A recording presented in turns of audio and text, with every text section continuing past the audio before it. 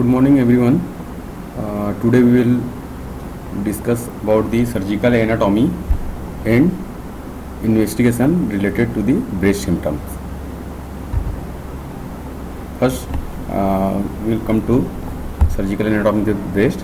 Breast is modified sweat gland derived from the ectoderm as branching epithelial cord which forms selective hairs duct. About 15 to 120 lobes develops during the puberty, each of which branches into a single lactiferous duct. The true secretory alveoli develop during the pregnancy and lactation under the influence of estrogen, progesterone and prolactin. Now topography of the breast. The protuberant part of the breast is generally described as overlying the second to sixth rib in the mid-clavicle vertically, extending from the lateral border of the sternum to the anterior axillary line. It lies over the pectoralis major, serratus anterior and external oblique muscle.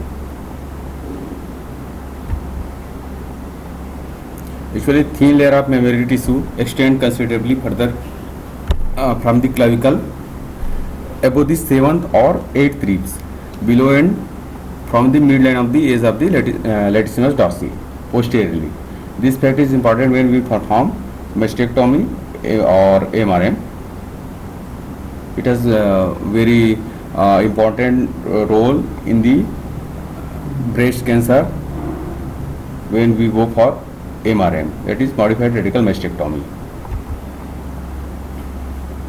Now the retromammary bursa.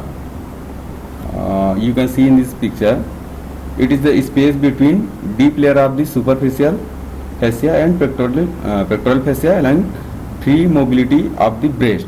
When it is involved in breast cancer, the mobility of breast is restricted.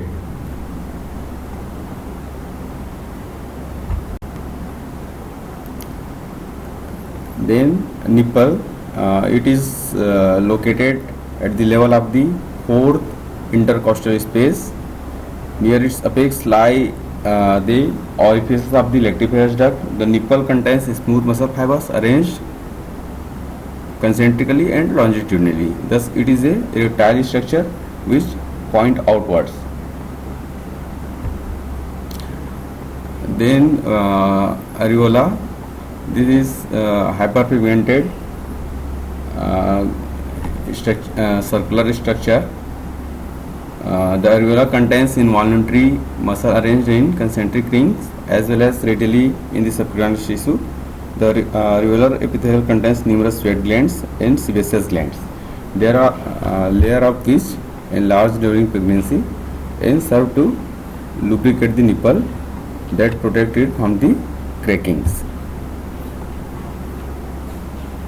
During lactation, it is prominent and known as Montgomery tubercle. Then the ligament of the Cooper. The ligament of Cooper are hollow conical projections of the fibrous tissue filled with breast tissue. The apices of the cones are attached firmly to the superficial fascia and thereby to the skin overlying the breast. In case of carcinoma breast, when it is involved, there is dimpling of the breast overlying breast skin. That is a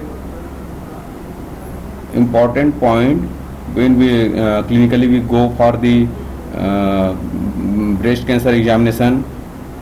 It is important. This ligament account for the dimpling of the skin overlying carcinoma. Then the lobule. The lobule is a basic unit of the mammary gland.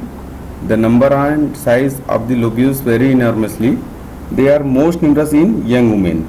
From 10 to over 100 lobules empty via ductals into a lactiferous duct, of which there are 15 to 20. Each lactiferous duct is lined with a spiral arrangement of contractile myoepithelial cells and is provided with a terminal ampulla, a reserve for the milk of the or abnormal discharges. Then another anatomical structure that also very important in case of carcinoma of breast, that is axillary tail of the spines. This is a prolongation from the outer of the gland which passes up to the level of the third rib in the axilla through a defect in the deep fascia, that is known as foramen of Langerhans, where it is in direct contact with the lymph node of the breast. Then lymphatics of the breast is very important as per carcinoma breast is concerned, because carcinoma of the breast mainly spread through the lymphatics. The lymphatics of the breast drain predominantly into the axillary and internal mammary lymph nodes. Almost 85% of the lymphatics drain into the axillary and rest of the internal mammary lymph nodes. There are the 5 groups of the axillary lymph node. First one is lateral along the axillary veins. Another one anterior groups along the lateral thoracic vessel. This is the main drainage lymphatic group. Another one is posterior along the subscapular vessels. Then central groups embedded in fat in the center of the axilla. It is the node most easily properly clinically palpable in axilla. Then interpectoral groups, a few nodes lying between the pectoralis majors and minor muscles. Then apical groups which lies above the level of the pectoralis minor tendon in continuity with the lateral nodes and which receives the efferents of all the other groups. The apical nodes are also in continuity with the supraclavicular nodes and drain into the subclavian limb trunk, which enters the great veins directly or via the thoracic ducts or jugular trunks. The sentinel node is defined as the first lymph node draining the tumor bearing area of the breast. Then the internal mammary group of node. The internal mammary nodes are fewer in number. They lie along the internal mammary vessels deep to the plane of the costal cartilages, drain the posterior third of the breast, and are not routinely dissected, although they were at one time biopsies or staging. Then the level of the axillary nodes, it is divided into 3 groups, 1, 2, 3. First one is level 1 below and lateral to the pectoralis minor muscle. You can see in the picture. Then level 2 behind the pectoralis minor muscle. Level 3 is above and medial to the pectoralis minor muscles. Then the investigation for the symptom of the breast. Although an accurate history and clinical examination are important method of detecting breast disease, there are a number of investigations that can assist. First one is USG. Whenever any patient comes with the nipple discharge or lump or tenderness or any kind of milky discharge, greenish discharge, or then we go for the USG, mammography, MRI, FNAC, and tissue biopsy. And first one is USG. USG is particularly useful in young women with dense breasts. In whom mammogram are difficult to interpret and in distinguishing cysts from solid lesions. It can also be used to localize impalpable areas of the breast pathology. It is not useful as screening tool and remains operator dependent. Increasingly, ultrasound of the axillary tissue is performed when a cancer is diagnosed, and guided percutaneously biopsy of the of any suspicious gland may be performed. Then mammography. It is X-ray of soft tissue as the breast using low voltage and Empiric X-rays. Two views are taken. First one is craniocaudal from above downward, and second one is mediolateral from side to side. You can see in this picture, these are the views of the mammography. First one mediolateral, oblique, and craniocaudal.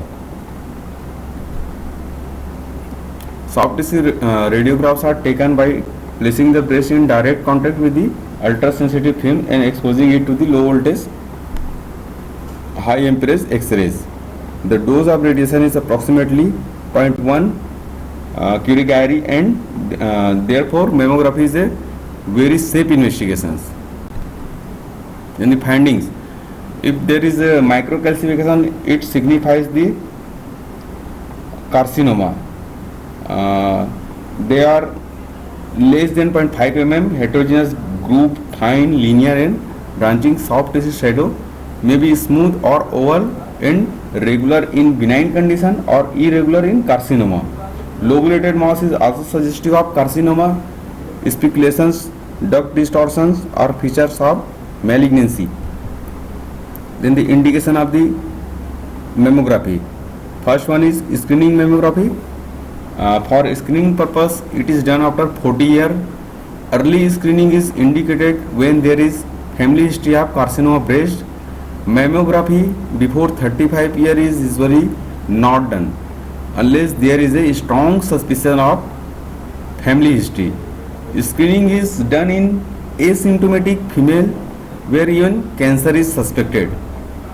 Screening mammography is done in a patient to evaluate the existing symptoms of feature of the breast disease like breast lump, nipple discharge, or in patient who had breast conservative surgery earlier.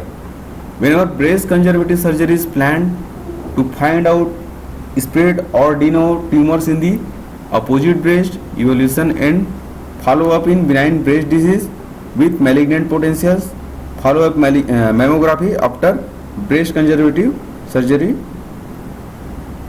or mastalgia. The sensitivity of this investigation increases with the age of the breast become less dense.